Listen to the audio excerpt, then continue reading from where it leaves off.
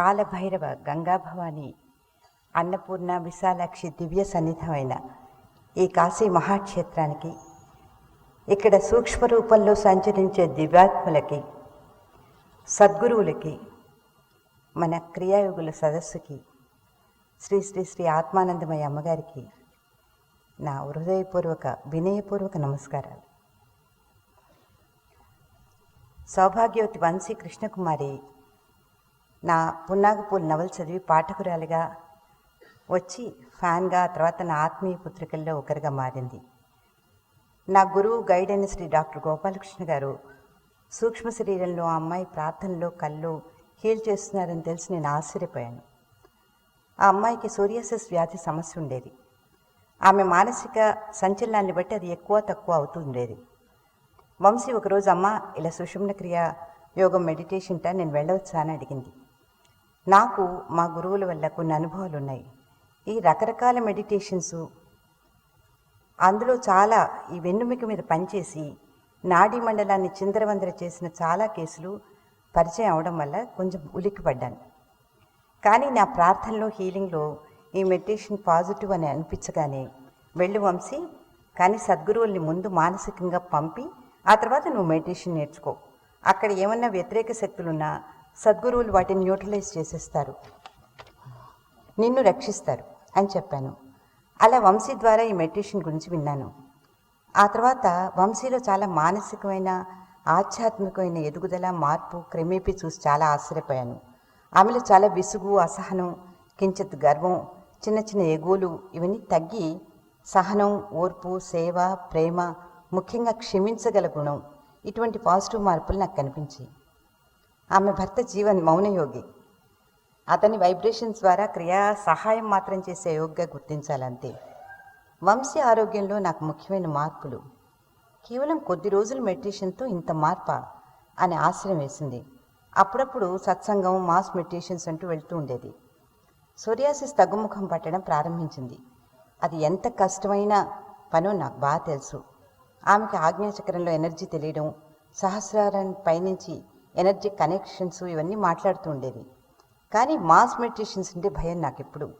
అందరిలోనూ సూక్ష్మమైన ఎనర్జీసు, auric bodies gas balloons లాగా శరీరాన్ని వదిలి బయటకు వచ్చినప్పుడు అవి యాస్ట్రాయిడ్ వరల్డ్లో దిక్కు లేకుండా, అడ్రస్ తెలియకుండా, రాంగ్ స్పిరిట్స్ చేతిలో, దుష్టశక్తుల చేతుల్లో చిక్కి అల్లాడిన వాళ్ళ గురించిన కథలు, బాధలు సైకోథెరపీ, హిప్నోథెరపీ, ట్రాన్స్ వగైరా తెలిసిన వారికి అందరికీ అర్థమవుతుంది.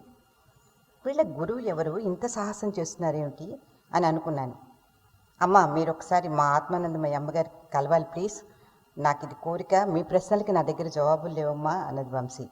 ఒకరోజు వాలంటీర్స్ ఇన్నర్ సర్కిల్ మీటింగ్కి పర్మిషన్ తీసుకుని నన్ను తీసుకువెళ్ళి శ్రీ ఆత్మానందయ్య అమ్మగారికి పరిచయం చేసింది. మొదటి పరిచయంలోనే నేను అడిగిన ప్రశ్నలకి ఆమె గారి విస్తృత దివ్యానుగ్రహంతో సమాధానం ఇచ్చారు. మన కళ్ళ ముందు సంచరిస్తున్న ఈ సామాన్య గృహిణి మహోన్నతమైన ఆత్మజ్ఞాని, నిరంతర ధ్యాని. ఆమె నిరాడంబరత్వం, అహం తెలియని అతిభాగ్యవంతురాలు. శ్రీ శ్రీ శ్రీ బాబాజీ భోగనాథ సిద్ధులు స్వయంగా ఎన్నుకున్న ఆత్మజ్ఞాన పరికరం. మొదటి పరిచయంలోనే ఈ మాస్ మెడిటేషన్స్ ఏంటమ్మా, ఇక్కడ యాస్ట్రల్ బాడీస్ని ఎలా కంట్రోల్ చేస్తున్నారు మీరు అని అడిగినప్పుడు, గురుమండలం రంగంలోకి దిగుతారు, వారి రక్షణ ఉంటుంది అని చెప్పారు.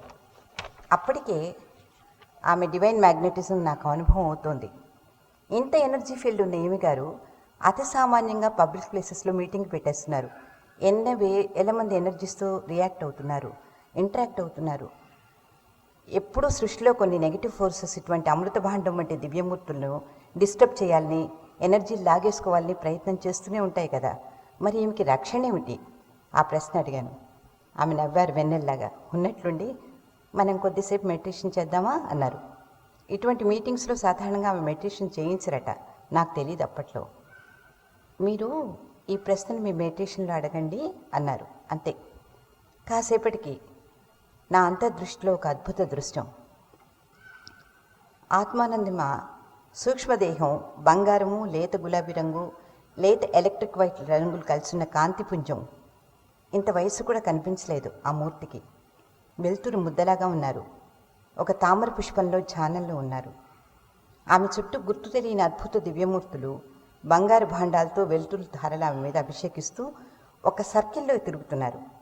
ఆమె కాంతి శరీరం ఆ దివ్యకాంతుల్ని, ఇంద్రధనస్సు వర్ణల్ని తనలోకి తీసుకుంటున్నారు. ఆమె రక్షణ వలయం నాకు అర్థమైపోయింది. నా సందేహం తీరింది. ఆ తర్వాత ఒక పక్క ఆమె మీటింగ్ నడుపుతూనే ఈ పక్వత, శ్రద్ధ, మెడిటేషన్ అంటే తెలియకుండా ప్రేమ, అభిమానం లేని కొంతమంది గురువుల వల్ల నాడీ మండలం భగ్నమై సైకిక్ ఎనర్జీస్ చిందరవందరై ఆధ్యాత్మికత అనుకుని తాంత్రిక చీకట్ల అడవుల్లో చిక్కుకున్న వాళ్ళని ఎలా దారికి తీసుకొచ్చి రక్షించవలసి వస్తుందో, దానికి గురువుకి ఎంత ఎనర్జీ, శ్రమ, శ్రద్ధ అవసరమో, మెడిటేటర్కి ఎంత సరెండర్ అవసరమో చిన్న చిన్న మాటలతో చాలా చెప్పారు. అప్పటికే ఆవిడ ఎవరో, ఎంతటి ఆధ్యాత్మికమైన జనరేటరో నాకు అర్థమైంది. సెలవు తీసుకుంటూ ఉండగా ప్రసాదంగా పటిక బెల్లం పెడుతూ నా కన్నుల్లోకి సూటిగా చూశారు. అంతే, నేను అలా చూస్తూ ఉండిపోయాను. అద్భుతమైన శక్తిపాతం.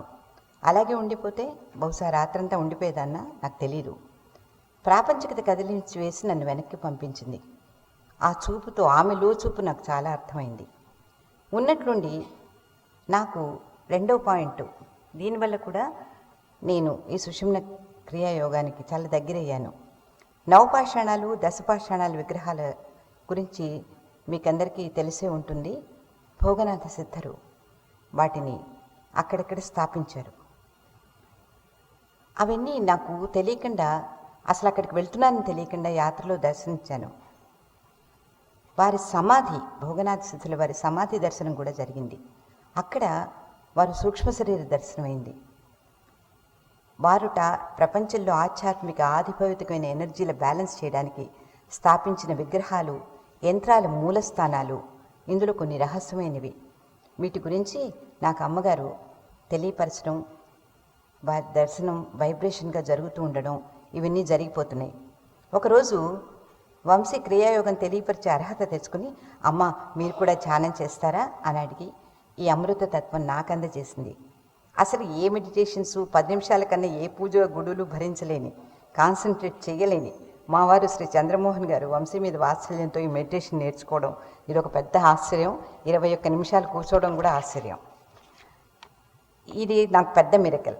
నాకు అప్పటికి యోగ దీక్ష తీసుకోవడానికి ఎంతో పూర్వపుణ్య అనుగ్రహం లేనిది జరగదని తట్టలేదు. మరొక పాయింట్ ఏంటంటే, వంశీని అమ్మగారు జలంధర్ గారి భావం బాగుంది, మన సుషుమ్న నాడి క్రియాయోగం గురించి రాస్తారేమో కనుక్కోమని ఇన్స్ట్రక్షన్ ఇచ్చారు. అమ్మో, నాకు దీని గురించి ఎలా తెలుస్తుంది, ఎవరు చెప్తారు, ఇన్ బిట్వీన్ ద లైన్స్ చెప్పకుండా చెప్పవలసిన చాలా వైబ్రేషనల్ థియరీ ఉంటుంది అని కొంచెం కలవరపడిపోయాను. అది నాకు చాలా టెన్షన్ పీరియడ్. చెయ్యను అని అనలేను. కారణం శ్రీ ఆత్మానందమై ఎవరు నాకు గురువులు చూపించేశారు. శ్రీ భోగనాథ సిద్ధర్ నాకు రకరకాల పద్ధతుల్లో అనుగ్రహం, ఆశీస్సులు ఇస్తున్నారు. ఇవన్నీ నిజమేనా, నా భ్రమ, నా ఎగో ఆడిస్తున్న నాటకమా అని ప్రతి సందేహానికి ఆవిని అడగమని ఎలా చెప్పాలి అనుకుంటుండగానే నా విజన్స్ గురించి ఆవిడే, వంశీ గురువులు ఆవిడకి తోడున్నారు, వారే రాయిస్తున్నారు, భయపడద్దని చెప్పేవారు. మెడిటేషన్ నేను క్రమం తప్పకుండా రెగ్యులర్గా చేశానని కూడా చెప్పలేను. ఒక 49 రోజులు సరిగ్గా పూర్తి చేశానేమో.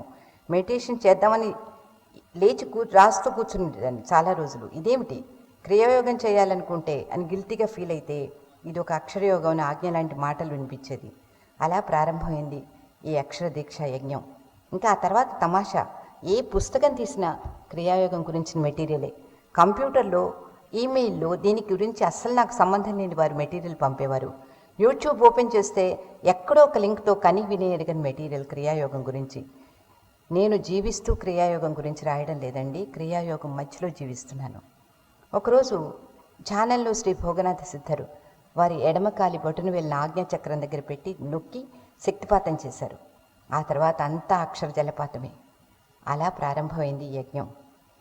ఇంకా వీటన్నింటికన్నా నన్ను విపరీతంగా ఆకర్షించింది, నన్ను ఏమిటంటే అది ఇన్స్పైర్ కూడా చేసిన విషయం, ఆనందాన్ని, పులకరింతల అనుభవాన్ని ఇచ్చింది మన క్రియాయోగ ఛానుల అనుభవం మందారాలు. అమ్మగారి ఇన్స్ట్రక్షన్స్ వల్ల క్రియాయోగులు అనుభవాలన్నీ కూడా నా దగ్గరికి పంపిస్తున్నారన్నమాట. అవి చదువుతుంటే ఏమైనా సరే ఇవి అందరికీ చేరారు అని నాకు గైడెన్స్ ఇవ్వండి, దానికి కావాల్సిన నాకు శక్తిని ఇవ్వండి అని సరెండర్ అయి పరమ గురువులను ప్రార్థించడం, ధ్యానం చేయడం ప్రారంభించాను. అద్భుతమైన స్థితిలో ఉంటూ కూడా అంత అమాయకంగా మౌనంగా చూస్తూ ఎక్కడ ఊహకు కూడా అందని మన గణపవరం సాధకుల అనుభవాలు, పరిణితి నన్ను చాలా ఇన్స్పైర్ చేశాయి. వారు అమ్మగారి బృందావనంలో అమాయక గోపికలు, తత్వం అనుభవంలోకి తెచ్చుకున్న అద్భుత క్రియాయోగులు. విజ్డమ్కు నాలెడ్జ్కి చాలా తేడా ఉందని నాకు అర్థమైంది. అట్లాగే మరికొంతమంది గొప్ప గొప్ప అనుభవాలు, గొప్పవారి అనుభవాలు. ఇవి గురువుల దయ వల్ల క్రోడీకరింపబడి పుస్తకంగా రూపంగా వస్తే కూర్పు మాత్రమే నాది, నేర్పు మన క్రియాయోగులది.